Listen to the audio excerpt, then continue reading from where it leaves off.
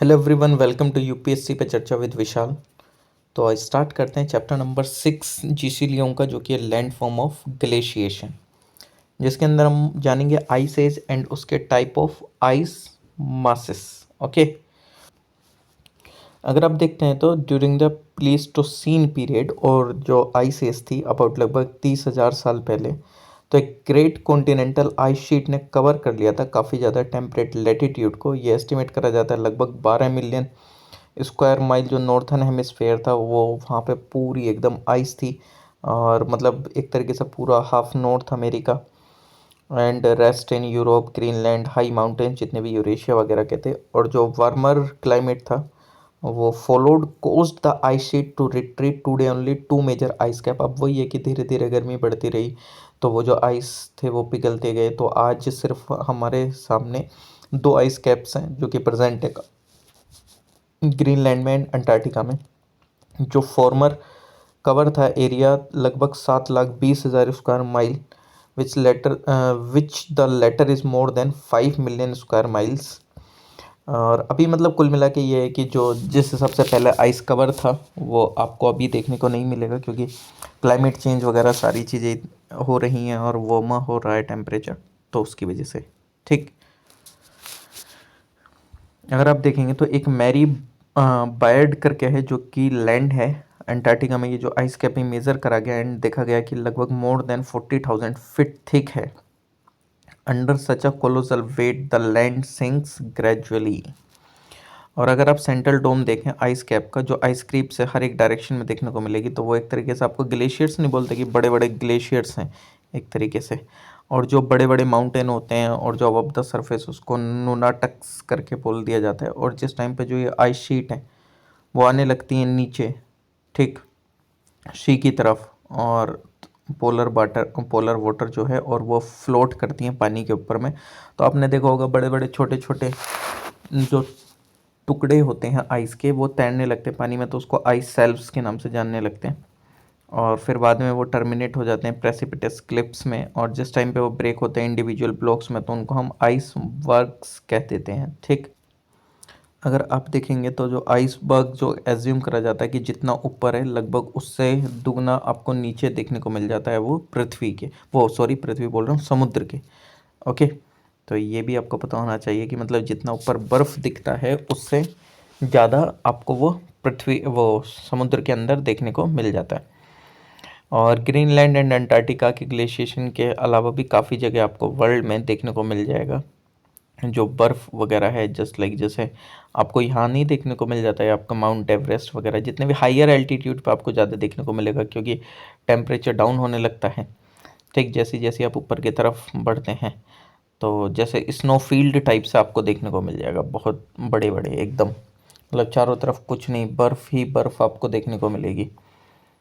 ठीक, एंड फिर यहीं से ही वही आपका रिवर जो है, रिवर यहीं से ही क्या होता है, जो बर्फ़ है वो पिघलती है, और जब वो पिघलती है तो जो वाटर है वो आपका आने लगता है, फिर वहीं से रिवर का फॉर्मेशन हो जाता है। जैसे ये गंगा है, गंगा भी तो ऐसी गंगोत्री ग्लेशियर से निकलती है, जैसे यमुना है यमुनोत्री ग्लेशियर से निकलती है, क्योंकि वो पिघलता है और फिर वो पिघलता है तो फिर वो रिवर का फॉर्मेशन ले लेता है। अब आप सोचेंगे सर जब ये बर्फ़ जो इतना पिघल रहा है तो फिर ये सारा मतलब नदी में इतना ज़्यादा पानी आ जाता है तो वो बर्फ़ अभी तक पिघल क्यों नहीं गया है, ठीक, मतलब पूरी तरीके से।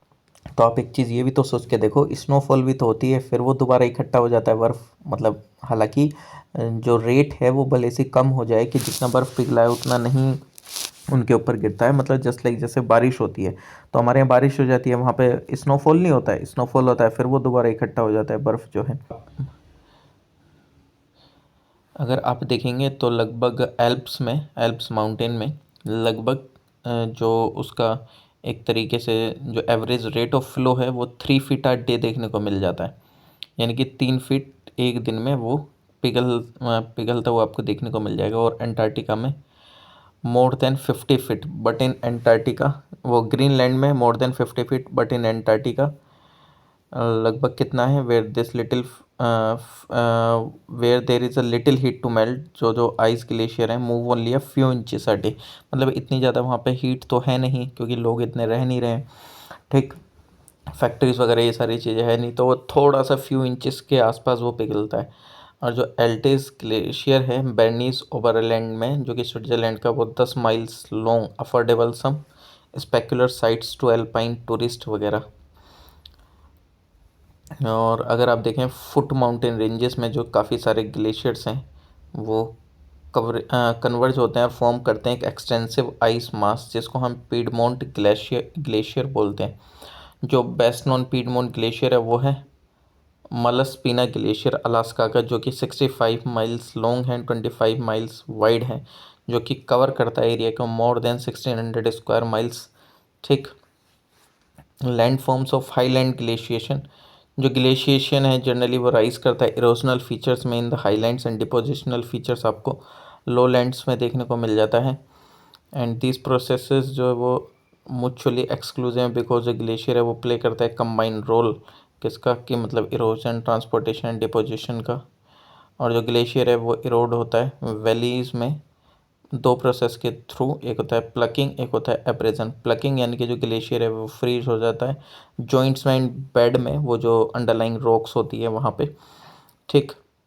और जो एब्रेजन है, तो ये जो ग्लेशियर है वो इस ग्लेशियर स्क्रैचेस, स्क्रैप्स और policies and score the belly floor with debris frozen into it. ये जो फ्रेगमेंट है पावरफुल टूल है एक डेन्यूडेशन का, जो लार्ज एंगुलर फ्रेगमेंट्स जो है वो फिर cut deep into the underlying rocks, मतलब वही रॉक्स वगैरह में थोड़ा सा अंदर जाके वो क्या हो जाता है, इकट्ठे हो जाते हैं, फिर वहाँ से पिघलना स्टार्ट कर देते हैं। ठीक।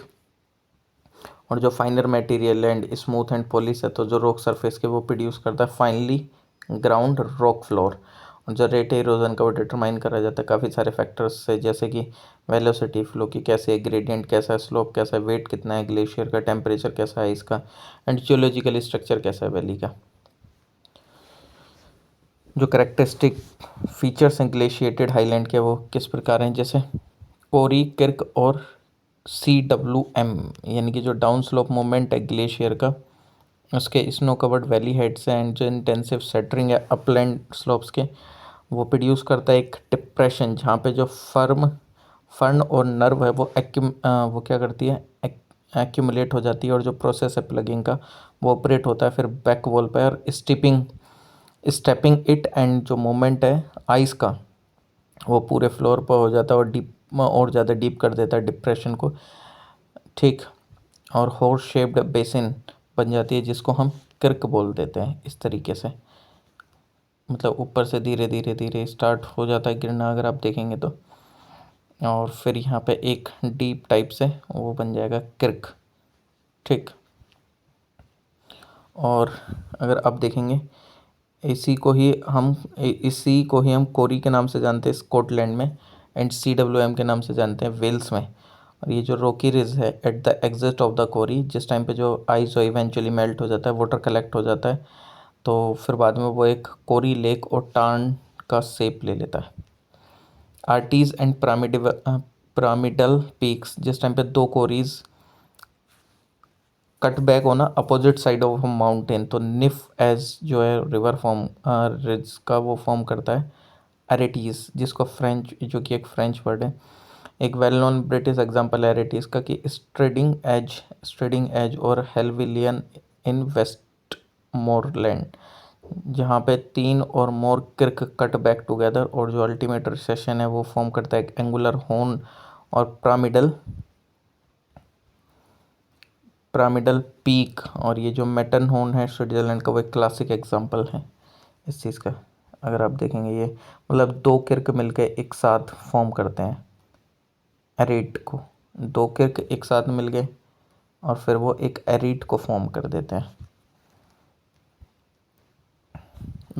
बग्स बग्स क्रैंड, ये at the head of a glacier, जहाँ पे स्टार्ट होता है snowfield to leave the snowfield of a corrie, मतलब जिस टाइम पे जो ग्लेशियर के हेड पे एकदम स्टार्टिंग पे चोटी पे, तो जो स्नो है वो एकदम नीचे आना स्टार्ट होता है, तो जो एक डीप वर्टिकल क्रैक है वो ओपन हो जाता है, उसी को हम बैक्स बर्क्स क्रंड जो कि जर्मन में बोलते हैं और रिमाई फ्रेंच में बोलते हैं। ये होता है समर में, जिस टाइम पे जो आइस है वो कंटिन्यूस मूव आउट होता रहता है कोरी से, और कोई भी न्यू स्नो जो है वो उसको रिप्लेस नहीं करते, क्योंकि वो पिघल के बाहर निकल रहा होता है, तो उस टाइम पे गर्मी वगैरह रहती है, बर्फ़ नहीं हो रही है। तो इस केसेस में केसेस नोट वन, बट अलग अलग जो क्रैक्स हैं वो होते रहते हैं, और बग्स क्रंच जो है वो प्रेजेंट करता है एक मेजर ऑब्स्टेकल क्लाइंबर्स के लिए। और फर्दर डाउन जहाँ पे जो ग्लेशियर है वो नेगोशिएट करता है एक बैंड और अ प्रेसिपिटस स्लोप के साथ, और मोर क्रेविसेस और क्रैक्स जो है फिर बहुत ज़्यादा फॉर्म हो जाते हैं। ठीक, ये पिरामिडल पीक है, फिर वो नीचे आते रहते हैं एकदम। ठीक, तो वहीं पे वो बग्स क्रैंच फॉर्म कर देता है, जस्ट लाइक जैसे इसमें भी एग्जांपल है। पिरामिडल पीक से नीचे इसमें नहीं दे रखा है आई थिंक, चलो कोई दिक्कत नहीं है। U shaped U shaped glacial trough, यानी कि जो ग्लेशियर है डाउनवर्ड जर्नी उसके स्टार्ट हो जाती है आइस के थ्रू, अलग अलग कोरीज के थ्रू, जैसे ट्रिब्यूटरी ज्वाइन करते हैं रिवर को वैसे ही ये ज्वाइन करते हैं। Okay, and it scratches and grinds the bed rock and remove करते हैं किसी भी तरह के rock debris and surface soil, और it tends to strengthen and protruding spurs on its curves, interlocking spurs जो कि रहते हैं और वो फॉर्म करते हैं ट्रंकेटेड स्पर्स, एंड जो फ्लोर है वैली का वो डीपन हो जाता है और एक यू शेप वैली फॉर्म हो जाती है, मतलब कुल मिला के एक यू शेप वैली फॉर्म हो रही है। ठीक, मतलब वही है कि कुल मिला के जो बर्फ़ है वो पिघल रहा है, नीचे आ रहा है, तो वो अलग अलग शेप ले लेता है, तो जिस टाइम पे वो यू शेप वैली के कट फॉर्म में आता है तो वो यू शेप फॉर्म लेता है, और जैसे डिसअपियरेंस हो जाता है आइस का, तो जो डीप सेक्शन है in long narrow glacial troughs का वो फिल्ड हो जाता है वाटर से, और फॉर्म करता है एक रिबन लेक, जैसे कि लोच नेस करके है, लेक ओल्स वाटर करके है ब्रिटेन में। इन्हीं को ही ट्रफ लेक और फिंगर लेक्स के नाम से जाना जाता है। ठीक, तो ये देखो, ये एक तरीके से ये यू शेप्ड फॉर्म हो गया, मतलब जैसे अलग अलग जगह से नदियाँ नहीं मिलती ट्रिब्यूटरी टाइप से, वैसे ही ये अलग अलग जगह से बर्फ़ जो पिघल रही है वो आके मिल रही है, और एक यू शेप में ये है, तो यहाँ पे पानी इकट्ठा हो जाता है, और जब इकट्ठा हो जाता है तो वो लेक की फॉर्म भी ले लेता है। ठीक, हैंगिंग वैली, तो ये जो मेन वैली है इरोडेड होती है बहुत ज़्यादा तेज़ी से ट्रिब्यूटरी वैली से, और ये कंटेन करते हैं काफ़ी ज़्यादा लार्ज ग्लेशियर, और जैसे ही आइस मेल्ट होता है एक ट्रिब्यूटरी वैली फॉर्म हो जाती है जिसको हैंग, मतलब एक लटकी हुई वैली टाइप से ऐसा समझ लो, एक मेन वैली से, जैसे ये भी एग्जांपल दिखाया था, और इस तरीके की वैलीज़ को ही हम हैंगिंग वैली या ट्रिब्यूटरी वैली भी बोलते हैं। ठीक, और ये हेल्पफुल हो जाती है कई बार जनरेट करने में हाइड्रो इलेक्ट्रिसिटी को, क्यों, क्योंकि ऊपर से पानी गिर रहा है, मतलब ये जो पानी है वो नीचे आ रहा है, नीचे आ रहा है, नीचे आ जा रहा है, तो टरबाइन घुमाई जा सकती है यहाँ से, तो जिस टाइम पे ये ट्रिब्यूटरीज आ रही हैं इस छोटी सी वैली लेके, तो ये हैंगिंग वैली है क्योंकि ये लटकी हुई है हवा में और एकदम से नीचे पानी गिर रहा है, ऐसे समझ लो। और जहाँ से ये बर्फ़ से पानी जो इकट्ठा होकर आया इसको टान बोल देते हैं, फिर ये वाटरफॉल हो जाता है जहाँ से पानी गिरता है। ट्रननसिएटेड इस पर बोलते हैं, जैसे पानी गिर रहा है तो वहीं से छोटे छोटे और आइस नीचे गिरते रहते हैं, और जहाँ पे ये ट्रिब्यूटरी के साथ एक साथ मिलती है आके तो लेटरल मोरेन टाइप से, यानी कि छोटे छोटे पेबल्स टाइप से समझ लो, वैसे इकट्ठे हो जाते हैं यानी। और ग्राउंडेड मोरेन यानी कि एकदम प्लेन एरिया पे आ गया, यहाँ पे ये वैली शेप हो गई थी, और ये एक यू शेप वैली यहाँ पे फॉर्म हो गई है, ये रही देखो यू शेप वैली फॉर्म हो गई है ये। Okay, rock basin and rock steps, तो रॉक ग्लेशियर जो इरोड करता है, एक्सकवेट करता है बेड रॉक को इरेगुलर मैनर में, और जो अनइक्वल एक्सकवेशन है वो राइज करता है काफ़ी रॉक बेसिन को, और बाद में फिल कर दिया जाता है लेक्स के थ्रू वैली ट्रफ में। ठीक, और जिस टाइम पे जो ट्रिब्यूटरी वैली है वो ज्वाइन करती है मेन वैली को, तो जो एडिशनल वेट है आइस का मेन वैली में वो कट करता है डीपर को, मतलब बहुत ज़्यादा गहरा होता रहता है वैली फ्लोर में at the point of convergence, and form करता है रॉक स्टेप। एक सीरीज जो है इन सारी रॉक्स की स्टेप्स की वो भी फॉर्म होती है due to different degrees of resistance, और ग्लेशियल इरोजन देखने को मिल जाता है अलग अलग बेड रॉक्स का। मोरेन्स जो कि बने हुए होते हैं पीसेस के ऑफ रॉक जो कि सेटल्ड करे जाते हैं फ्रोस्ट एक्शन के through embedded in the glacier and brought down the valley, और ये जो है फॉल होता है on the side of glacier mainly squeeze, और वो फॉर्म करते हैं लेटरल मोरेन्स। जिस टाइम पे जो दो ग्लेशियर हैं वो कन्वर्ज हो जाते हैं, there inside lateral moraines unite to form a medial moraine. और जो रॉक फ्रेगमेंट्स हैं जो कि ड्रैग्ड होते हैं along beneath the frozen ice, वो ड्रॉप्ड हो जाते हैं when the glacier melt and spread होता है cross the floor of the valley. ये ग्लेशियल मोरेन्स, देखो ये साइड से लेटरल मोरेन्स यहाँ पे फॉर्म हो गया, ये बीच में ये मीडियल मोरेन, यानी कि एक तरीके से ऐसा समझ लो बर्फ़ जो आ जाता है ठीक साथ में पानी के साथ साथ।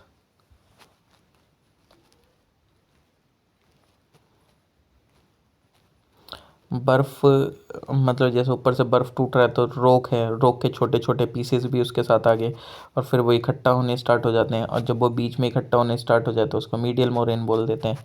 ठीक, कुछ नहीं है, रॉक्स के छोटे छोटे पीसेस हैं। ओके, अलग अलग शेप के नाम को अलग अलग मोरेन बोल देते हैं और इससे ज़्यादा कुछ नहीं बोलते। ठीक, वैली और जो एकदम नीचे चले जाते हैं उनको ग्राउंड मोरेन बोल देते हैं। देखो आगे वही बोल रखा है, जो ग्राउंड पर यहाँ पे साइड में आ गए तो भाई उसको लेटरल मोरेन, बीच में आ गया मिडिल मोरेन, और जो ग्राउंड पर आ गया उसको ग्राउंड मोरेन बोल दिया। अलग अलग जैसे जैसे उनका साइज़ होता रहेगा, जैसे जैसे वो जहाँ जहाँ आते रहेंगे उसके हिसाब से उनका नामकरण कर दिया, और कुछ नहीं है इसमें। ठीक, इतना ही ध्यान रखो इसमें। और where the lower end of the trough is drawn by the sea, it forms a deep steep sided into inlet called a fjord। अगर आप देखें तो इसमें एग्जांपल दे रखा होगा,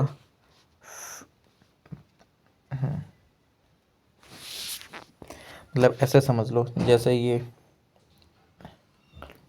मतलब जैसे जो बर्फ़ का जो एक टुकड़ा टाइप से है वो पानी में आने लगता है, फिर वो एक डीप टाइप से स्टीप साइड फॉर्मेशन ले लेता है, तो उसी को हम फ्योर्ड बोल देते हैं। ठीक, ओके, मतलब जो बड़े बड़े आइस वर्क है वो पानी में आने लगते हैं।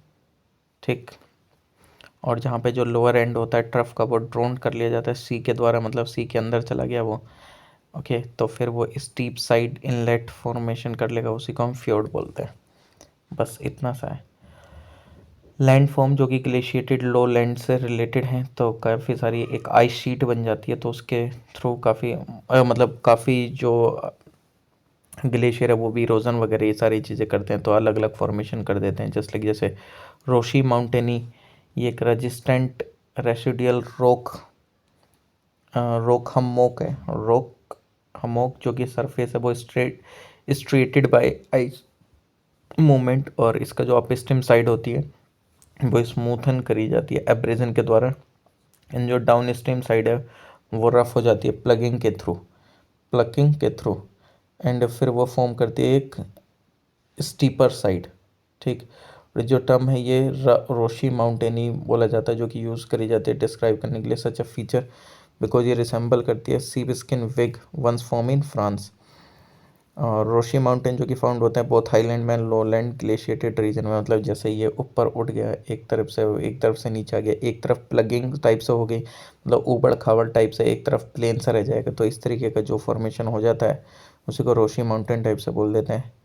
क्रैग एंड टेल, यानी कि जो क्रैग है एक मास है हार्ड रॉक का एक प्रेसिपिटेस स्लोप के थ्रू। ठीक, ऑन द अपस्ट्रीम साइड, और जो कि प्रोटेक्ट करता है सॉफ्टर लीवर्ड स्लोप को, being completely worn down by the oncoming ice, यानी कि एक तरह काफ़ी ज़्यादा हार्ड वो आपको देखने को मिल जाता है। क्या मतलब रॉक वगैरह, और उसकी वजह से जो एक साइड है वो पूरी तरीके से बच जाती है आइस वगैरह की वजह से, और एक तरफ आपको वो पूरा आइस वगैरह ये सारी चीज़ें थोड़ा सा देखने को मिल जाती है, टेल वगैरह इसकी पूंछ टाइप से, तो ये जो फॉर्मेशन एक क्रैग एंड टेल कहला दी जाती है। ठीक, तो इसको थोड़ा सा ध्यान रख लेना। ओके, एक हो जाता है बिल्डिंग बाउल्डर क्ले और ग्लेशियल टेल, ये एक अनसॉर्टेड ग्लेशियल डिपॉजिट है, जो इसके अंदर में आपको इरोडेड मटेरियल देखने को मिल जाएंगे, बड़े बड़े छोटे छोटे पत्थर से angular stones sticky clay fine rock वगैरह, ये सब ये स्प्रेड आउट होते हैं शीट्स में। ठीक, तो इसको ध्यान रख लेना। ये आपको बोल्डर क्ले प्लेन्स जैसे कि East Anglia northern Midwest US से, जो कि फॉर्म करते हैं रिच एरेबल लैंड्स को। फिर आगे आपको इरेटिक्स देखने को मिल जाएगा। ये जो बाउल्डर्स होते हैं काफ़ी बड़े बड़े साइज़ के, जो कि ट्रांसपोर्ट करे जाते हैं आइस के द्वारा। ये जो कि ग्लेशियर्स की जो आइस शीट होती हैं, जो आइस मेल्टेड होती है, फिर काफ़ी ज़्यादा रीजन्स में डिपोजिशन हो जाता है, इसको इरेटिक्स बोलते हैं। बिकॉज ये कंपोज करते हैं काफ़ी ज़्यादा मटेरियल और एंटायरली डिफरेंट होती हैं रीजन से जहाँ पे ये मिलती हैं। पूरे ये जो इरेटिक्स हैं ये मोस्ट यूज़फुल होते हैं ट्रेस करने में सोर्स एंड डायरेक्शन को आइस मूवमेंट की। समटाइम जो इरेटिक्स हैं वो फाउंड होते हैं placed in a precarious position just as the ice drop them, and they are then termed praised blocks। और जो एग्जांपल इन ब्लॉक्स के वो कॉमनली एनकाउंटर होते हैं both lowland and highland areas में यूरोप के। ओके, ड्रमलिन्स ये swans होते हैं ओवल और इलोंगेटेड वेल बैक के जो यूमक्स होता है वो कंपोज करता है होली ऑफ बाउल्डर किले, और जो इलोंगेशन होता है इनके डायरेक्शन में आइस फ्लो होता है and that is on the down stream side. They are low hills जो कि वेरी करता है from a few yards to 400 feet in height and may be a mile or two long. ये appear होता है एक little steeper at the honest side and taper होता है थोड़ा सा लीवर्ड साइड में। ये अरेंज्ड होते हैं डाइगोनिकली एंड कम्प्लीटली डिस्क्राइब करते हैं बास्केट ऑफ एग्स की तरह। ठीक, ये सारे आपको देखने को मिल जाएंगे नॉर्थन आयरलैंड वगैरह में ड्रमलिन्स टाइप से। एस्कर्स, ये देखो ये ड्रमलिन्स फील्ड है ना, ये देखो छोटे छोटे पहाड़ टाइप से क्रिएट हो जाते हैं एक तरीके से। एस्कर्स ये लॉन्ग नैरो सीनियस रिजेस होती हैं जो कि कंपोज करती है सैंड एंड ग्रेवल, जो कि मार्क करती है former sites and subglacial meltwater streams को। और ये वेरी करती हैं from a few feet to 200 feet तक हाइट में ये आपको देखने को मिल जाते हैं। कुछ पार्ट्स में इन ऑफ मायानी जो कि यूएसए में आउटस्टैंडिंग एस्कर्स जो है वो फॉर्म करते हैं कंटिन्यूस रिज 100 माइल्स तक। ये काफ़ी ज़्यादा आपको देखने को मिलेंगे स्कैंडिनेविया में, जिसको पोंखार्जू एस्कर ऑफ फिनलैंड भी बोला जाता है। एस्कर जो कि बने हुए होते हैं हाईली पोरस सैंड के एंड ग्रेवल वाटर के, जो कि रैपिडली ड्रेन होते रहते हैं अपने क्रेस्ट के थ्रू एंड ये may not support many trees.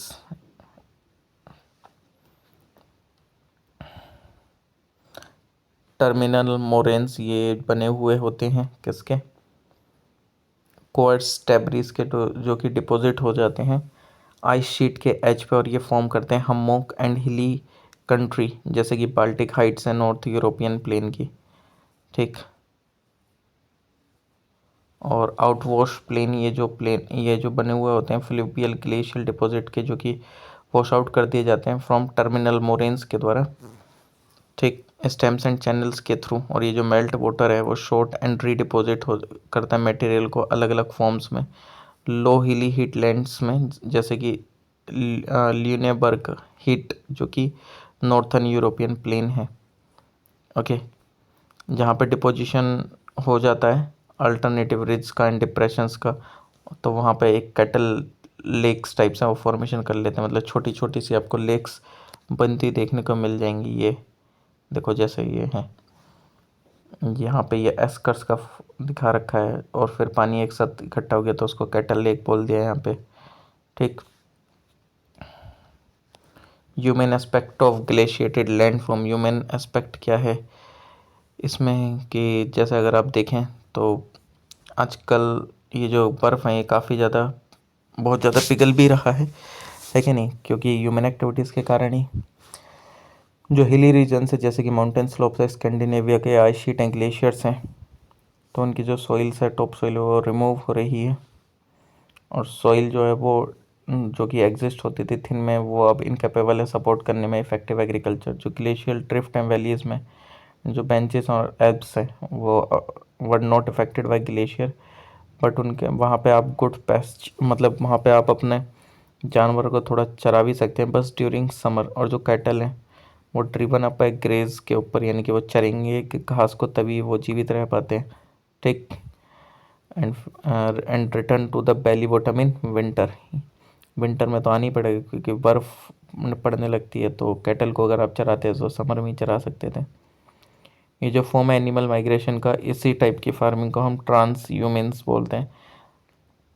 और जो लॉस प्लेन है यूरोप के एंड सेंट्रल यूएसए के, एक हाई प्रोपोर्शन ऑफ ह्यूमस जो कि गुड फार्मिंग देता है, एक तरीके से ठीक ठाक फार्मिंग हो जाती है। और दूसरी तरफ जो सैंडी और ग्रेवली आउटवोस्ट प्लेन्स हैं जो कि हीथ कवर्ड जेस्ट है ऑफ नॉर्थन जर्मनी, तो जो मार्शी पाउडर के लिए है वो डिपॉजिट हो जाता है सेंट्रल आयरलैंड में, और जो बैरन आइस स्कोर्ड है सरफेसेस पे, ठीक, और उसकी वजह से वो इनफर्टाइल भी आपको देखने को मिल जाता है और काफ़ी ज़्यादा प्रेजेंस देखने को मिल जाती है एराटिक्स एंड पस्ट ब्लॉक की Britain and Alberta Canada and काफ़ी अदर गिगेंटिक साइज में, और जो कि ऑब्स्ट्रक्ट करती हैं फार्मिंग को एंड यूज़ देखने को मिलता है फिर मशीन्स का।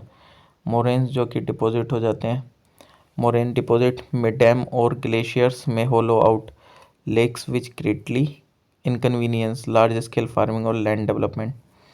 लार्ज लेक फॉर्म्ड होती हैं बाय फॉर्मर ग्लेशिएशन, एग्जांपल जो ग्रेट लेक्स हैं नॉर्थ अमेरिका की, वो एक एक्सीलेंट वाटरवे बनाते हैं,